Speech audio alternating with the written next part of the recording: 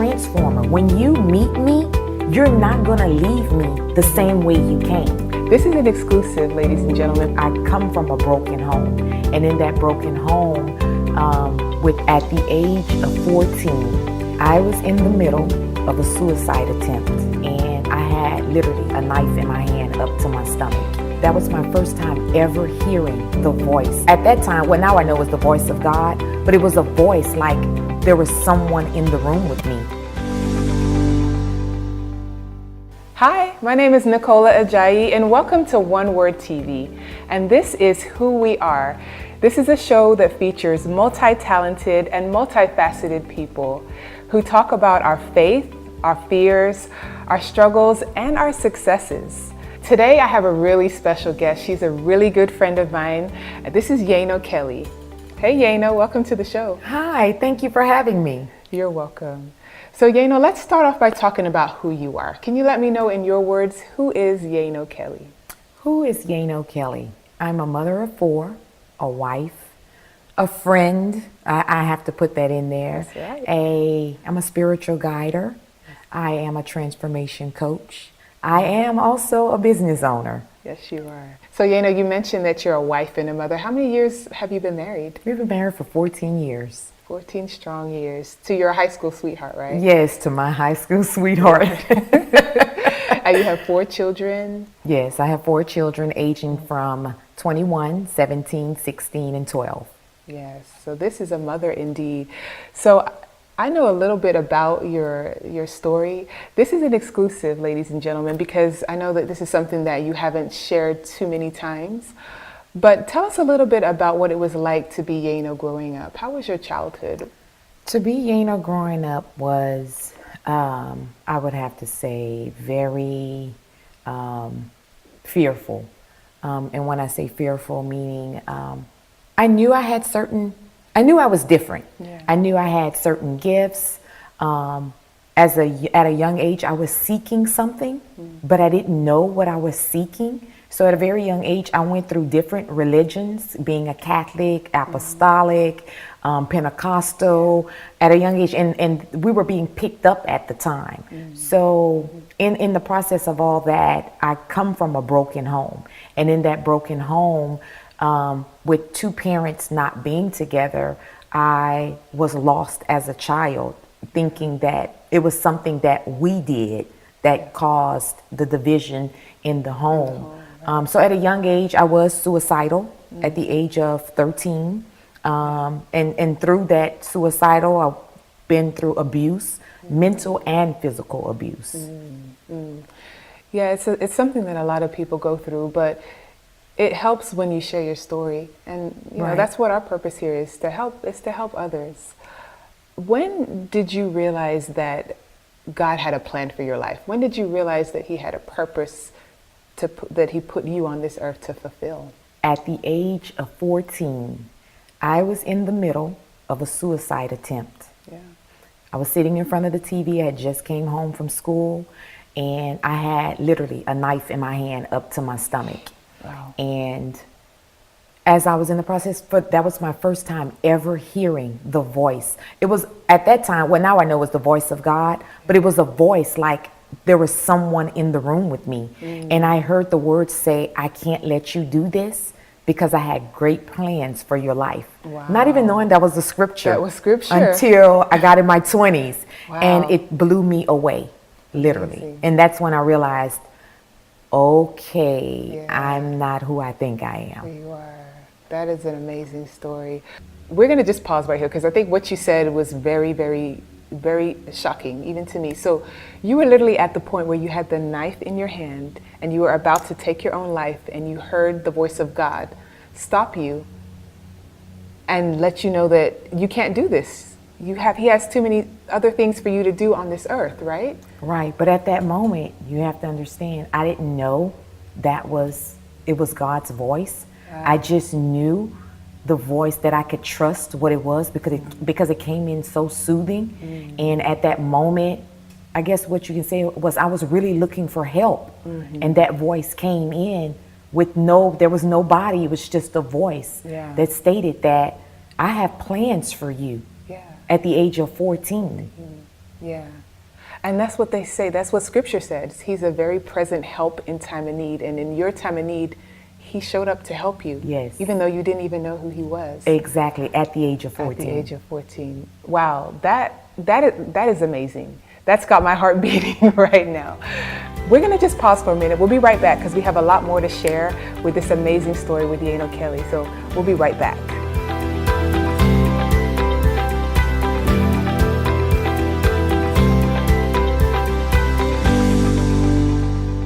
And we are back here with Who We Are. And for those of us just joining, we were talking to Yano Kelly, and she was just telling us a profound story about how she was about to take her life at the age of 14 when she heard God speak to her. And that's when she realized that she couldn't do it. She had too much more to give to this earth. So Yano, tell me what happened after that. So you put the knife down, and what were your next steps? What were your next thoughts? What did you put as a plan of action going forward from there? Well, at the age of 14, there really wasn't a plan of action because there was so much going on in my life. They had just taken us from my mother. We were staying with my father, who was married. And at that point, she didn't have any children. And it was like an unexpected, you have 3 kids in a household where you didn't have much. Right. So it went from that to going to a space where now we're being mentally abused. So it's kind of like, I have to say now that I look back, that I was really protected and was really just moving forward, going to school with the mask, pretending that I was okay, knowing that I wasn't okay. And it was like I just moved on like it never happened. Like it never happened. Literally, I moved on like it never happened. So you just kind of brushed that under the rug and had to keep on moving, keep on living life, right? Exactly. Right. But when I go back and think about it, I believe that I was being protected by brushing it off and moving on and not allowing myself to feel the pain. Because the suicide was from, I didn't want to feel the pain anymore. Yeah. I didn't want to feel the absence of my mother. I didn't want to feel the pain of being mentally abused. So I believe when I look back now that I was being protected to just sweep it up underneath the rug and continue to move on like I'm a normal teenager. Okay. Now tell us a bit more about the mental abuse. So you're living with your father and his wife, correct? Correct. And how many brothers and sisters were there in the home? I had another sister, a younger sister and a younger brother. Okay. My brother was the baby. And your brother was the baby. Well, if you feel comfortable, just tell us a bit about the environment. What was it like just to wake up every day in that environment? I think during that time I cried a lot, Yeah. especially when I was alone. My father was a truck driver, so he was barely home. When he was home, it was mostly on the weekends. And so technically my stepmother had the responsibility of, feeding us and making sure that everything, but you can tell that she wasn't really, into raising somebody else's children. And then you have to understand too that I wasn't just going through I was depressed. Right. But my sisters and brothers were also depressed as well. So you have these children that had shifted households, moving in and out, because the way my dad raised us wasn't like the way my mother raised us. So we're going through this process and nobody's seeing that we need some kind of help. Yes, right. Some kind of help. Yeah. And we act out. We did little things that we did some things to her. It wasn't just, her not accepting us. It was just like we wanted our mother. Right. Although she wasn't able to care for us at that time. So we were acting out with a woman that wasn't our mother. We were doing little sneaky things and it was just a challenging. We were children that needed help and nobody saw that we needed help. Right. And sometimes when children act out like that, it's a cry for help, really is what it is. It's saying, love me, pay attention to me. And sometimes as children, you don't know how to express it other than Exactly. Then acting out. You don't know how to go and say, hey, I need some help. Because you really don't know what those feelings are. You just know you're not happy. It doesn't feel well. You're missing, your mother, and you're here with your father, who is also out of the house too. So it's like you have two biological absent parents. Now, did your mother lose custody of you and your brother and Yes, sister she at the lost time? custody of us through physical abuse. That's where the physical abuse took place. I see. And then you jump into the mental abuse. So Exactly. So let's keep going. So after this, let's talk about high school and when you finally met Roderick, and how was that like? And did that shape you in any way? Did that change you? Was it more like a pulling you out of a situation? Tell us a bit about that. I left at the age of 17. I finally left from my dad's house. I went to stay with a friend. Okay. I left that friend, went to a guy that I was dating. His parents took me in. And then I finally, at the age of 18, so I moved twice at the age of 17. Wow. But when I turned 18, I moved to Houston and wind up going to high school where I met the love of my life. I didn't know it at that time, but God used him to pull me out of it's like God used him to save me. That led to, in him saving me, God used me to save him. Yeah. You two are literally made for each other. And to see these two together, it's like you know that that is the person that God created you for. And it's really a beautiful thing. So, of course, you know, you're in love, you meet, you're falling in love, you're getting to know each other and that type of thing. But as we all know, you know, when you get married, especially those beginning years, Right. That's when the true test comes out. And you're like, oh, this man is not who I thought he was. And the getting to know each other, and let us know a little bit about that. Well, you have to understand, I was looking for love. And in looking for love, there's a saying, sometimes you can look for love in all the wrong places. Now, I didn't know, I'm not going to say it was the wrong place, but I was seeking a love. So when you're seeking love, you overlook a lot of things. Yeah. But I think my case was a little different because I knew he was my husband. I was having dreams that I was going to get married. And then finally, I was shown his face. So I knew, it's kind of like one of those Joseph things. It's like, you know, with the story of Joseph, God told him, you know, that he was going to lead his brothers, but he didn't tell him all what he was going to have to go through. So the change started 6 months after we got married. It's like, wait a minute, what is going on here? Yeah. And the bulk of my issues was we went through a lot of infidelity.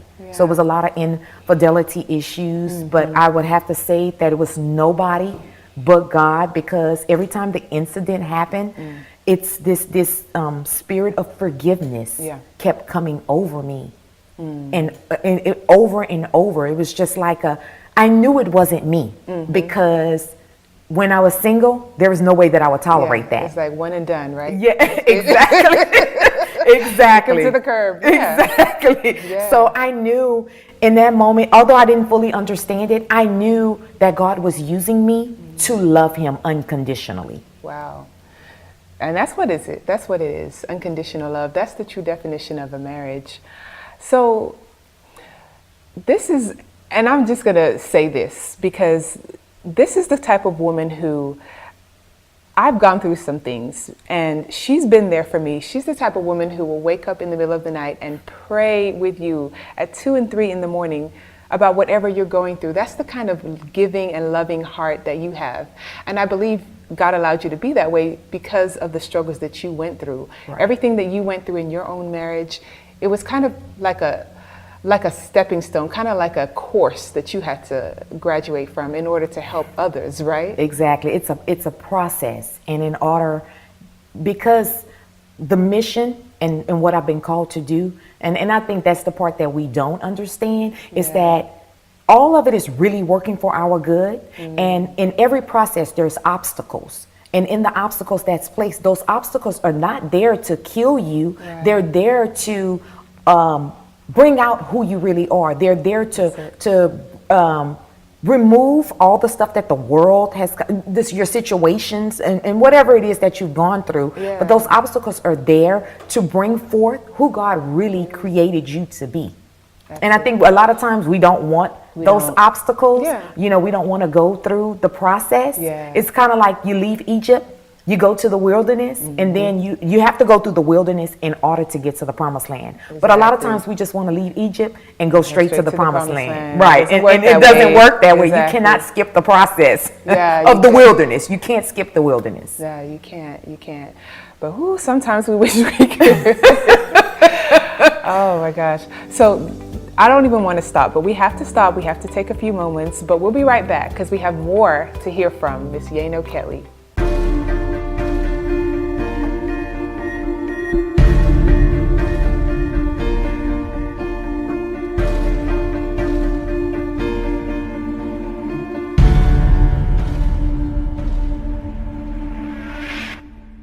Ladies and gentlemen, we are back and we're talking to Yano Kelly, and she was just telling us a bit more about her transformation process, how God had to take her through the wilderness to get to where she needed to be. And so earlier, Yano, you were telling us that you have a foundation, Victorious Women Foundation, right? Yes. So what is the mission of the foundation and how did that come about? The mission of Victorious Women Foundation is to help women align with who they are, which brings about when you align with who you are, then you line up with who you're called to be in life. Right. And it came about, I was in church one day and we were going through, they asked us to walk down the aisle and state some things about ourselves without saying who we are. Okay. And we were supposed to write it out, and I didn't, I wasn't led to write it out. Okay. And when I got to the front door and I started walking, I just started speaking that I was the founder of Victoria, like the name came to me, Victorious Woman Foundation, Okay. and what I did. And it was after that, when I got home, it blew me away, and I was like, okay, what was that about? And I sat down, and literally, the Holy Spirit started giving me the mission and the purpose of this Victorious Woman Foundation. So it was nothing that I had planned. That you had planned. Then hadn't sat with anyone, hadn't talked about it. It was just that day when I walked down the aisle, I was describing myself without saying my name. And it just flowed out of my mouth. So it's almost like God didn't want you to pen that down on paper beforehand. He wanted to just give it to you in that minute. Maybe kind of surprise you, right? Well, I would say it was his plans and not my plans. Because sometimes he can give us things and then we start planning how we want it to go, how we want to do it. But in that exactly, putting our own spin on it. But at that moment, it was truly all of him. It was his idea, it was his plan. And I was just the stewardess of it. I see. Okay. So with Victorious Women Foundation, so the women that you're called to help, how do they seek you out? How do they find you? Well, when I first started it, I was targeting the women, I was reaching out to the women in the homeless shelter. Okay. So it started in small and then it grew. So what I envisioned, the vision that I got at first was to help the women in the homeless shelter. And in the homeless shelter, they transition, there's a transitional living. So the key was to help them once they leave the homeless shelter to not go back. Exactly. So it's more so just pouring into them. So at first it was an outreach for me. And then as I was transitioning and Victorious Woman was growing, it was through divine connection. It could be at a grocery store, gas station, like literally it was through, and then I had a prayer line. So people were referring people, and it was divine connection. Divine connection. God just ordered your steps. He just ordered my steps. He placed me where I needed to be to meet these women. Exactly. So tell us a little bit more about what the foundation has done. How many people have you helped? What type of things have you done for these women? Well, through the foundation, we have helped many of women. We've helped them by accountability. A lot of what I do, it's more of a connection with the women, where we are, where I am, because at the moment it's just one, where I am really just helping them getting their lives on track, taking them through the process of healing. It did start where we were going out speaking to them, like going through the shelters and going and speaking to them and helping them and telling them how they can move forward and how not to go back. So it's like giving them information. We've done like information, we've helped single parents with helping them with uniforms.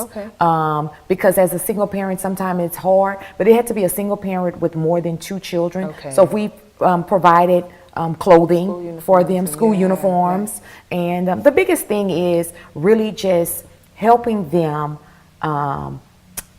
go through the process of getting through past issues and moving forward so that their present can be completely different from their past. And sometimes that's all people need, is that helping hand, that hand that just says, here, I'm here to help you up. And even if it's just a temporary thing, but it just kind of helps pull you up out of that ditch, right? A lot of times it's about listening to. If you just connect with people, they just want somebody to hear them to hear them. Sometimes it's just being that listening ear. And then there are those who they want to do better, they just struggle and need accountability. And that's who we are to them as well, an accountability partner. Okay, so they can call you at any time and you check up on their progress and prayer. And There's just different things. Sometimes they just need prayer. They just need somebody to pray for them. Sometimes it's just being, that shoulder where they can cry. They just want to cry. Because not everybody wants to hear a word. Sometimes they just want to, I just want to vent. Sometimes they just want to vent. And that's what we do. It's so Victorious Woman, we are whatever they need us to be. Exactly. In that moment. Well said. That's well said. And so, Yano, you're also a transformation coach, right? Yes. Yes. and that puts a smile on her face.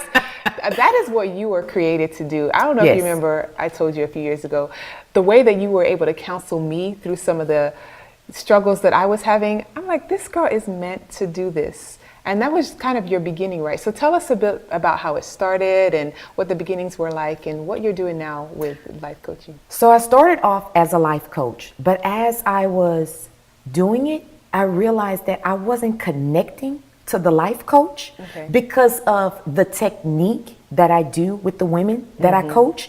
And it was more of transformation. And when I sat down and I thought about that word, it's like I connected to it because I'm a transformer. When you meet me, you're not going to leave me the same way you came. Correct. And that's the goal. And what sets me apart is that I do the coaching and the counseling. So in order for you to live your best life, you have to do the inner work. And that's why I don't work on the outside. There's millions of people that is doing that. But I work with the inside. I take you through the process of healing. And a lot of us don't know that we have this rug with so much stuff that's swept up underneath it. And it's kind of like, your mom tells you clean your room and you throw everything up underneath the bed. That's pretty much what it is. And it's like, no, you didn't clean up. Let's pull all this stuff out. And that's what I do. I come in as the mother and we're going to pull all this stuff and we're going to sort through it and throw away what needs to be thrown away. And then we'll keep and put up what needs to be kept. We're going to put it up where it needs to go. Where it needs to go. Exactly. Okay. All right. So do you mostly do that? Is it on Facebook? Do you call them on the phone? Do we meet in person? Or is it a combination of all those things? It's a combination. A lot of times they'll DM me through the Instagram or a lot of times it's referral, to be honest with you. I get a lot of referrals. And so it's basically by phone. I would say 80% is by phone. Now, if they are local, then yes, I have no problem meeting them or going to their home because based upon the individual, there are different things. Sometimes it's just coaching. Sometimes it's coaching and counseling. A lot of times it's a lot of prayer. So I do that. I'll come in the home and pray, and not just with the if you are married and you have children, I'll do the family. We'll take the whole family through a transformation because that's a part of your life. Your husband and your children, if they're willing, some of them are not willing. I do whatever the Spirit leads me to do. So it's open and every person is different. So it's the coaching and what I do, it's tailor-made. It's based upon what you need. Right. So when you say coaching and counseling, just walk us through what exactly is the difference between coaching versus counseling? Counseling gets to the root of things. It digs deep. It goes to counseling will bring about clarity.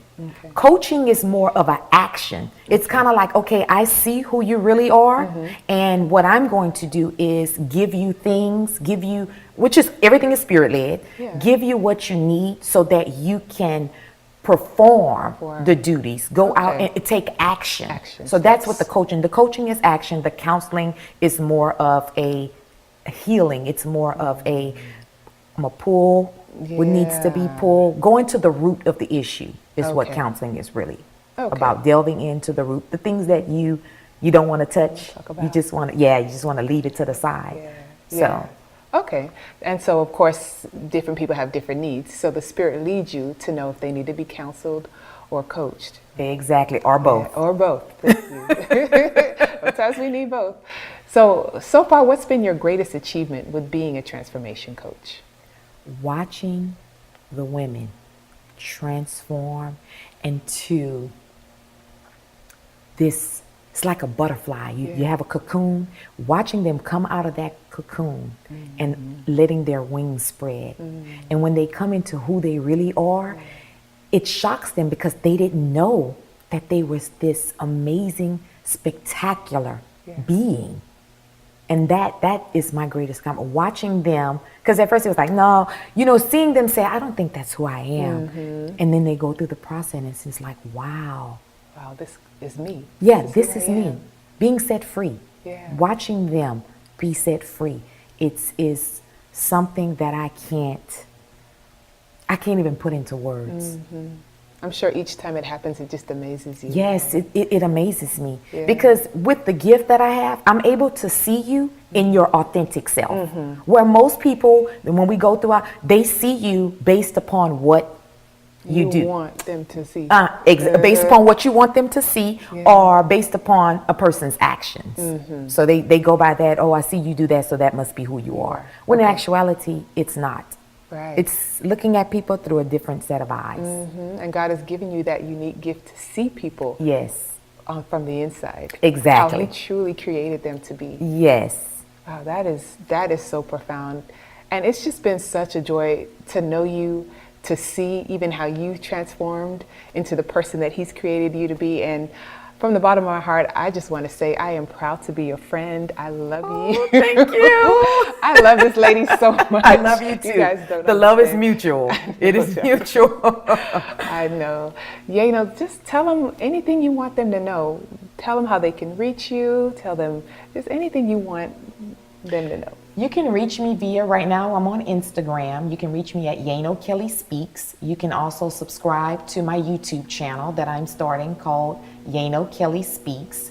The message that I want to give to you guys today is to take the time and love yourself. Get to know who you are. Heal. Don't allow yourself to keep moving from day to day without forgiving, without asking yourself, am I being my best? Am I really living the life that I know I'm supposed to be living? And not just focus on the outside. It's easy to change your appearance, but the work, the real work comes from working within yourself, taking the time out, spending alone time with yourself, knowing who you are and what you want, not based upon what the world thinks you should, who the world thinks you should be, but who God created you to be. This has been such an amazing time to sit down with you and to have you tell the world your story because, as I said, you've blessed me in so many ways, and I'm just grateful to be your friend and grateful that the world is going to hear you because you have a lot to give. Yes. You are a blessed woman who has a lot to give and a story to share.